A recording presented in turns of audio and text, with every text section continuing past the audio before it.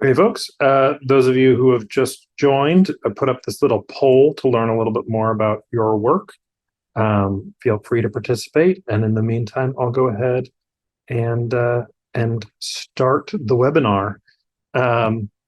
This is Tools That Talk. It is a webinar about the tool known as Flow Capture, one of our Autodesk tools used in Onset use. But before I jump in talking about Flow Capture, I wanted to tell you a little bit about what I've been up to recently. I took a cruise to the polar sea ice. So basically, I took a cruise to the North Pole. We didn't go all the way to the North Pole, but we got about as close as we could. And you can see it's a kind of phenomenal sight to see when you're there. It's totally unearthly. It was a really amazing experience. I really enjoyed it. And while I was there, I took this piece of footage. So this is a polar bear. Polar bears live on the polar sea ice. Some of them do anyway. And I was able to take this video because the polar bear was actually walked right up to the cruise ship and was, I think, smelling breakfast on our breaths. Polar bears have kind of an amazing sense of smell.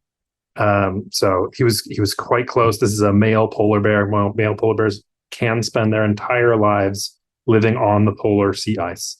The Latin name for polar bear is, I believe, Marinus, Ursus marinus or something, but it essentially means marine bear because they do live at sea. They eat seals. So as you might imagine, when I took this footage of the bear, I wanted to share it with my friends back home. So just take a moment to imagine for yourself, like, what would be required for me on a boat near the North Pole in the open ocean. What would be required for me to get this footage to my friends back in the United States? And those of you who know that Flow Capture is a tool that's used for sharing footage on set, you might think that I used Flow Capture as a way of sharing this footage, and that might be why I'm telling you this story. But actually, that's not the case.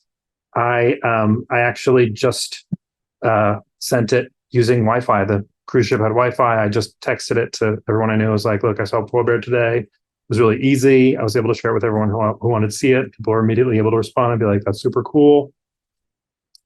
So, like, what do we need Flow Capture for? Like, why isn't that the way that we're sharing footage on set? Why don't we just text all of the clips to the editors? Seems like a simple problem to solve when you don't need this expensive software to do it.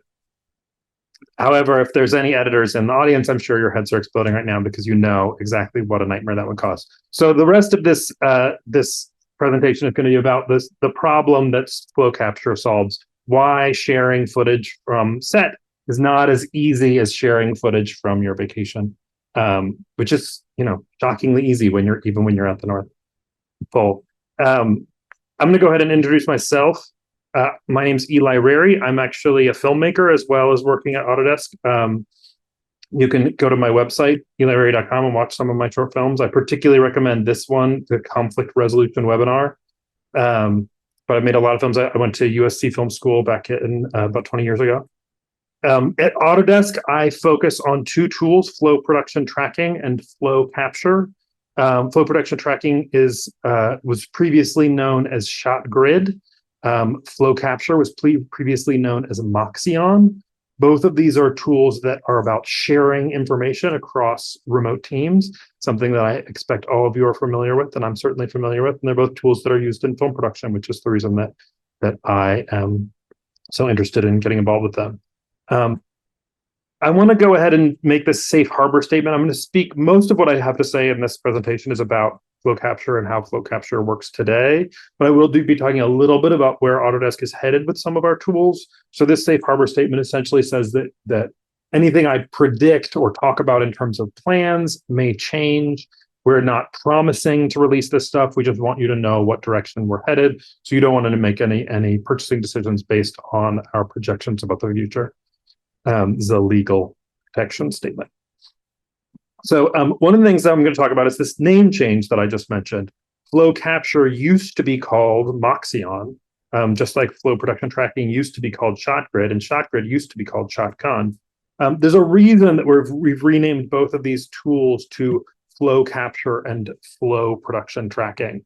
The idea that we're heading toward is Autodesk having a media and entertainment platform called Flow. And Flow is a data layer that will connect many tools.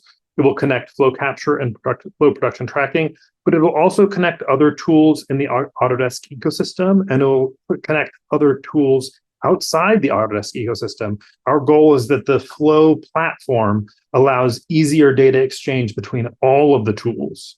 This is something that we're developing now. It's not something that has been released, but that's the reason that we changed the name from Moxion to Flow Capture and from ShotGrid to Flow Production Tracking.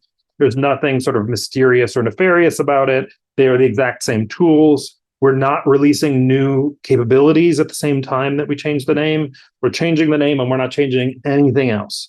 So I've gotten a lot of questions and people being worried like that somehow these tools are going away because we changed their names. They're not going away. We're continuing to invest in them. We're continuing to develop them. We're also developing a data platform to connect them. So now let's go on to the focus of the talk today, which is Moxion. Wait, it's not Moxion. It is Flow Capture, which is the same as Moxion. It's just a new name. So Flow Capture is already being used on set in films and TV shows, you know well. It's already becoming a standard in production. It is used in on-set production where we're using a camera to capture images. The purpose of Flow Capture is to help us share the footage from set with all the people all over the world who might need to see that information, might need to see that footage. And being on set, this is something I have a lot of experience with, being a filmmaker myself. It's a really exciting, fun environment. It's an unpredictable environment. It can be chaotic. But the whole purpose of everything we do on set is in order to create these images. The images that we're creating, that we're recording on the camera, are the purpose of all the work that we do. As much fun as it is to dress up like an astronaut, we're not dressing up like an astronaut for the fun of it. We're dressing up as an astronaut in order to record images that we're going to share later. So Flow Capture is really right at the center of what it is that we're doing on set and our reason for being there. There's something else that happens on set, which is that we capture a lot of data about the footage that we're capturing.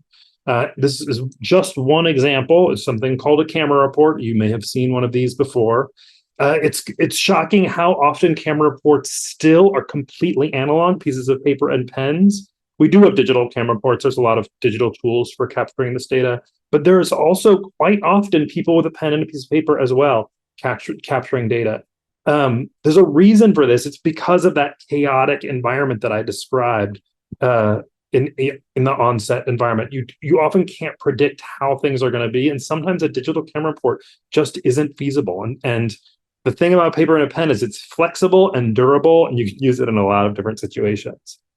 So this information in the camera report needs to travel with the footage. The footage and the camera report need to be together. When they're separate, they're worthless. I don't need this information if I don't have the footage that it's associated with. And if I have the footage and I don't have this information, the footage is a lot less, it's a lot more cumbersome for me to work with as an editor. That was the reason for my story about the polar bear. It's really easy for me to text a video of a polar bear to all of my friends because my friends don't then have to edit a feature film out of that footage. So there's a lot of information about the footage that needs to travel with the footage. So when we talk about Flow Capture and about sharing footage, we're not just talking about sharing images, we're talking about sharing data associated with those images. Obviously, on set, we have access to that footage. And in the past, you would have an editor on set as well. It's much more likely now that your editor is in a remote location. It's much cheaper to have your editor in a remote location. And the editor usually prefers it. Prefers being in an edit bay rather than whatever tent gets set up. There was a time when we were shooting on film, and in order to even look at the footage, at the end of the day, we had to develop the footage in what was called a one-light print and make dailies. And they were called dailies because you looked at them at the end of the day. You didn't look at them in the morning or in the afternoon. You could only see them when they were done because you had to send them out to be developed. And so then they would often set up some sort of tent or screening room where the location was shooting. And then they would bring in a projector and they would project these dailies at the end of the day so that everyone could see what had been shot. Now, obviously, with digital imagery, that's not necessary. the footage is available immediately. And with flow capture, we're hoping to make it available to everyone who's working on the project very quickly. So, my Zoom just freaked out. Okay. So let's talk about who needs to see this data, who needs to see these images, and who needs to see the data associated with them. We've got an on-set production. We've also got an executive team who are supporting the folks who are on set. The executive team are often back in the production office. We've got possibly additional production teams. Often shooting is not happening in one place at one time. Often there's multiple camera crews out at the same time shooting different things. We've got a post-production team, usually an editorial team, who are receiving the footage from on set. Usually editorial begins at the same time production begins. The film is being edited right away. Sometimes it even begins before production begins when there's previs involved. And then each of these teams is sharing information back with the on-set production team. So on-set production is sending them data, sending them imagery, and then those teams are sending something back. Additional production teams might be sending their own footage. The post-production team might be sending cuts. And then those teams are also sharing information and imagery with each other. So you have a lot of data and a lot of imagery going back and forth. And you may have visual effects teams as well. Visual effects teams sometimes get brought into the process in post. But often visual effects teams are in the process as soon as production starts, the same way that the editorial team is involved as soon as production starts. And then we've got the executive team, which is not generating imagery to send back to on-set production, but they are sending money, and we do appreciate it.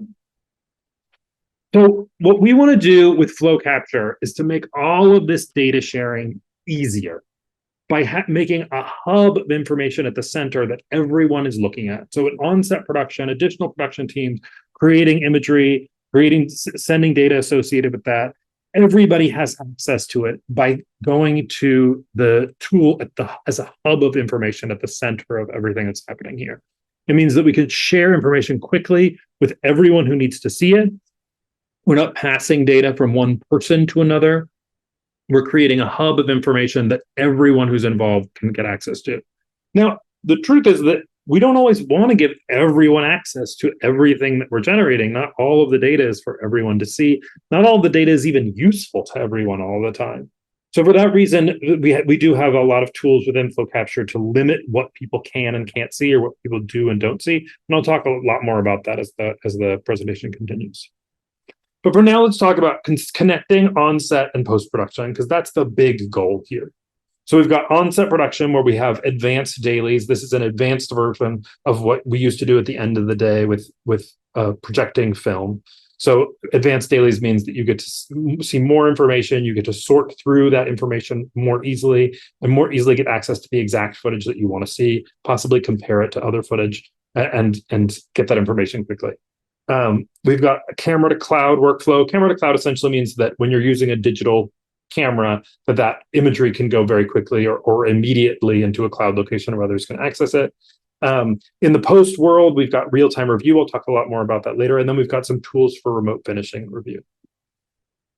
So let's talk about why flow capture for production might be useful. So camera to cloud, I already talked about what that means. Remote editorial, your editorial team doesn't need to be on set. If they want to be on set, they can be. But most of the time, they would much rather be in an edit bay somewhere. And it's going to be a lot easier if they stay put while production moves around. And then you're connecting editorial and post with the on-set team. What's an example of where this would be really useful? I'll tell you one example. Let's say that you're making a film, and this is based on a true story. In this film, a guy gets shot. He gets shot in the arm, he's wounded, his arm is bloody, his shirt is bloody. Now, in the movie, he's got a bloody shirt for 25 minutes of movie time, which is days and days of shooting. So on day 3 or 4, we've been doing night shoots, we're sleep deprived, and we're doing our best though, and we've got the costume department adding the blood to the shirt yet again, because they got to have this bloody shirt every day that we shoot where he's supposed to have a bloody shirt. And we start shooting at 10 a.m., let's say, and at 10:45, the editorial team sends an urgent message to set. The blood is on the wrong sleeve. It was his right arm that was shot in all the other footage that we've shot, and you've put the blood on the left arm. Now, this is only possible because they're seeing the footage immediately after it being captured by the camera.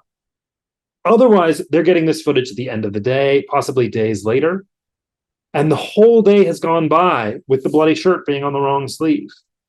If they're getting this information at 10:45 a.m., they have the possibility to make changes. They have possibility to bring in a new shirt, to redo the blood, whatever it is. Before, when that wasn't a possibility, when they weren't getting that information back and forth quickly, what most often would happen is that they would say, fix it in post. That's where that phrase, fix it in post, comes from. It's from these kinds of mistakes. So in this case, we are actually fixing it in post. But we're fixing it in post by having the post-production team contact the on-set team and saying, fix it on set. So let's actually look at the tool. So the tool gives you the possibility of sorting through the huge amount of footage that's going to be captured while you're shooting a film or a TV show. It's giving you different ways to sort through that footage. It's giving you different ways to tag that footage. It's giving you a lot of different views of how to view what you're looking at. This is where I'm again emphasizing the data that's associated with the footage. It's not just being able to see the footage. Yes, that's important. We do want to be able to see the footage, but we also want to be able to sort through the footage. We want to know which were the starred takes. We want to be able to find which were takes taken with a particular camera. In one case, we heard from a client that they were able to identify a physical problem with one of the cameras because the footage was coming back, and they were able to say, okay, all of this footage came from this camera. This is the camera that has the problem. They were able to swap out the camera the same day. So then let's talk about flow capture in post-production. So in post-production, you're not filming stuff. We're assuming that that's over in this post-production world. The truth is that production and post-production really flow very much into each other. But let's talk about the world where you're not capturing stuff, you're editing stuff. You're adding visual effects to stuff. You're doing all the work that happens after the camera rolls. So a big part of post is going to be review. You're reviewing things in a variety of different contexts, and you have a lot of different people reviewing this footage for different reasons. You're reviewing original capture footage. You're reviewing edited sequences for an editor. You're reviewing visual effects shots. You're reviewing visual effects shots in an edited sequence. So there's a variety of roles and contexts that need to see review. So flow capture has solutions for all of these. And then the additional thing is the accuracy of review. We have color review with synchronized assets in Dolby Vision and HDR10. We don't require any additional hardware for that. For folks who don't know what that is, I'm not going to explain it, but if you do, then you know that's a big deal. The bottom line is about color accuracy. It's about the highest level of quality and accuracy when you're looking at this footage. We also allow NDI live streaming from your desktop. I didn't actually take a look at the results from that poll, but for any of you who might be in fields like games where you're not actually working with camera capture, an NDI live stream for your desktop, that might be the equivalent of a camera capture for you. So let's look a little bit at the data in a post-production framework. This is going to be similar to what we saw in production. We've got an executive team. We've got additional production possibly going on. It's possible that we've gone back for reshoots. And then we may have multiple VFX teams that are all feeding into the editorial team in order to get the final edit. So again, all of this data going in different directions, a lot of chances for things to get out of sync, for data to be lost, for there to be confusion. And again, there's a lot of money at stake. This is the reason that all of this data is so important, and that it's so important to get this stuff accurate and quick. So again, we're putting flow capture at the center as a hub of information. So let's talk about flow capture in an editorial standpoint. So what we want to be able to do is find specific footage based on the data associated with it. So for example, we might want to sort based on, I want to see footage that all came from this particular place. I want to pull together takes that are all this way. I want to be able to pull the footage from this day. I want to pull the footage from this camera, etc. So that's all going to be really useful from an editorial standpoint. But we also want to be able to look at that footage somewhere other than when we're sitting in the editorial suite. So we've got an iPhone app, we've got an iPad app. Flow capture is a browser tool. So it happens inside your browser. So it's available anywhere you've got a web browser. And then we also have tools for Apple TV and for Fire TV. One thing to understand is that our priority with flow capture is security and quality. So when we're showing you something for your iOS device, we actually, Flow Capture takes control of the screen settings for the iPad. And so we're able to actually set the brightness level of the screen so that we can get the best possible color accuracy, even when we're just looking on an iPad. And then for Apple TV and Fire TV, these are often the tools where the final product will be viewed. So this can be a useful place to set up for screening. It's also great for sharing footage with executives. I'm going to pause here for 1 minute. I have these polls. We already did a poll, but I want to do another one. So I've already told you a lot about Flow Capture. I'm wondering, before this webinar started, this is not a poll on how well I've done so far, but before this webinar started, what was your level of experience with Flow Capture? Had you used it before? Have you used it a little bit? Have you used it not at all? If you don't know what Flow Capture is, feel free to answer beginner. That would make you a beginner. And again, I'm going to ask that if you're part of the Autodesk or the Autodesk reseller ecosystem, this poll is for customers, not for you. So go ahead and just take a minute to answer this poll. And as you do that, I'm going to go ahead and roll on to the next part of the presentation. I also just want to point out that we do have a Q&A. You can see there's a little Q&A button down on the bottom. Feel free at any time to drop your questions in there. We'll actually do Q&A at the end of the presentation, but you don't have to wait for the end of the presentation to hit the Q&A button and drop in what you have to say. All right, let's continue. So there's a reason that I paused here. It's that security is really kind of its own topic as far as I'm concerned with Flow Capture, because it's so important. The information that you're sharing, the visual data that you're sharing, the footage itself, has to be absolutely secure. So we take that extremely seriously, and we provide a lot of different features within Flow Capture in order to protect the footage. First of all, we've got DRM and we've got watermarks. I'm going to dig in a little deeper on watermarks in a moment, but let's just say that we not only have watermarks, the watermarks are actually embedded in the image. They're not being pasted on top with a JavaScript that can be stripped out using controls in the browser, as some other watermarking tools do. We have multi-factor authentication, and then we have fine-grained access. Fine-grained access is something I was mentioning earlier. It's the idea that not everyone on the team needs to see the exact same data. And so we actually want to be able to control very carefully which footage, which clips are available to who, to which teams, to which roles on those teams, which data is available to who, to which roles, to which teams. So all of that, we have tools to provide access and to prevent access to all of those things within Flow Capture. Let's talk a little bit more about watermarking. As far as watermarking goes, there's a lot of different ways to approach watermarking in the hang on 1 second, I'm just struggling with this presentation for 1 second. There we go. Watermarking can be burned in, and watermarking can also be customized. It can be set up so that hold on 1 second. I'm actually my video is crashing. There we go. It can be customized so you can actually have the watermark include the name or login of the specific person who is viewing the footage at that moment. We also have what we call forensic watermarking. So this is actually an invisible watermark, which also identifies the user. It basically, on a level that's not visible to the naked eye, adjusts at a pixel level and encodes some information about the user and about where the footage came from.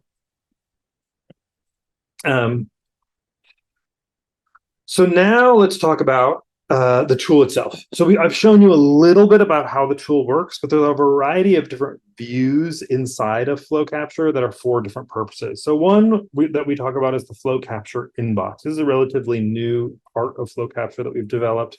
There's so much data and information that's going back and forth between the different people who are sharing footage with Flow Capture that we really need our own way to track those send and receives back and forth, the same way that we would track it in email. But we don't want all of this to go to our email. It's a lot of information going back and forth. So this creates an inbox that's specifically for the data that's being shared in Flow Capture. Then we've got Flow Capture for iPad and Apple TV. I talked a little bit about this earlier, So this is not only easier to be on the move because you can bring your iPad with you or you can access your Apple TV at home, it's also a simpler interface. So for someone who might be an executive who's not necessarily wanting to see what the Kelvin temperature of that particular digital, film is, they just want to look at the footage. They just want to see what was shot today. The admin can actually set up and customize this view to show exactly the information that the executive needs. They can just see the projects that are available to them and then jump right in and look at the footage. This has been a really, really useful tool because getting executives access to footage is actually super, super important, but often they have very little time to spend on that. They need the footage to be immediately available and absolutely secure. So we're trying to offer a solution that offers both of those things. Then we've got Flow Capture Desktop. This is the sort of meat of Flow Capture. This is for folks who are using Flow Capture day in and day out in order to find and organize the footage. These are the assistant editors, the editors, the digital assists on set this is their whole job. They can dig in and get into the real nitty gritty of the data that's associated with the footage. And then last but not least, I want to talk about the newest feature that we have available for Flow Capture. It's an Avid plugin. So I'm just going to actually show you how this works. So in the lower right here, we have actually a Moxion window, I should say a Flow Capture window, with clips that are uploaded in the cloud to Flow Capture from set. And this window is open inside of Avid. I can actually drag footage directly from Flow Capture, from Moxion, into a bin. This is making it as easy as possible for an editor to access footage from set, for an editor to access the data that's inside of Flow Capture, inside of Moxion. We're trying to eliminate every possible obstacle. The editor doesn't even need to leave Avid in order to get the footage that they need as it comes through. And then the opposite is also true, that the editor wants to share a sequence, share an edit. They can actually drag directly from Avid back into the Moxion window, to the Flow Capture window. This is still a beta feature, but it is available now. If you are a Moxion user, if you are a Flow Capture user, then you will be using this, or you can use this if you'd like to. This is a big deal for us as far as being able to really, really make absolutely seamless the process of sharing footage with the editorial team and with all the other teams that have access to Flow Capture. This is actually the last feature that I'm going to bring up. So before I bring this one up, I want to do one more poll. I love these polls. It's such a fun interactive thing. Otherwise, I can barely, see y'all. So the next poll is about features. So I want to know which feature you're the most interested in. And the feature that I'm about to show you, Flow Capture Rooms, is part of the review set. But it's not specifically called out here, so I'm not afraid to give you this poll now before I talk about what Rooms is. But we just want to have a sense of, when you're coming to this webinar, what's the feature that you're the most interested in. So feel free to jump in this poll, take a look at the different features that we list here, and pick your favorites.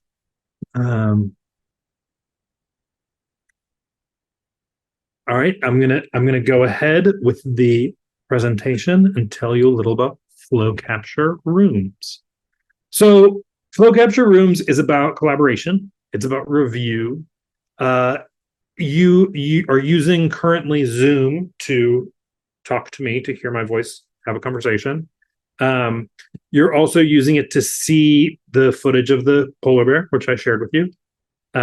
So Zoom is one way that we can do this kind of remote collaboration with real-time video chat. What Flow Capture Rooms offers that Zoom doesn't is that it's designed specifically around having a conversation about footage. Flow Capture Rooms is designed around being able to share visual information, like the polar bear clip that I showed you, but being able for everyone to see the same thing at the same time, having a shared playhead, being able to add watermarks and DRM, having the maximum security for anything that you're sharing through the conversation. So Rooms would actually completely replace Zoom as a tool for you to have the video chat.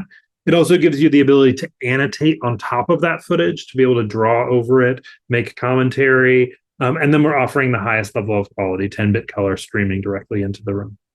Um, let's take a look at what the tool looks like. So here on the right-hand side, you can see folks who are having a chat, and then you can see the footage that they're discussing. So they can actually, they're all looking at the exact same frame at the exact same time. And then someone can actually use the annotation tools to annotate on top of the frame while we're in the middle of this conversation. So there are a lot of different ways that people solve this today. Often they'll have a review tool up and then they're using Zoom at the same time, or they're trying to share things inside of Zoom. This is a tool where we're doing the whole thing in one place. We're doing the conversation, and we're doing the annotation, and we're doing the review all in one place. And we're getting the highest level of quality and the highest level of security possible the whole time. So this is just one piece of our overall vision for Autodesk Flow. Flow capture is one place where data is going to enter the system. And then as we continue to build this platform solution for all of our tools, that data will be more easily shared with other tools. We already have an integration between flow capture and flow production tracking, but we're looking to expand that integration, offer more and more ways that we can easily share data back and forth between these tools and between all the other tools that we have available and all the other tools that you're using that aren't Autodesk tools. Our goal is not just to link up the Autodesk tools, but to be for flow capture to easily connect with tools like Avid. So it's the same things that you're already seeing, but we just want to be able to build this out into a more robust ecosystem.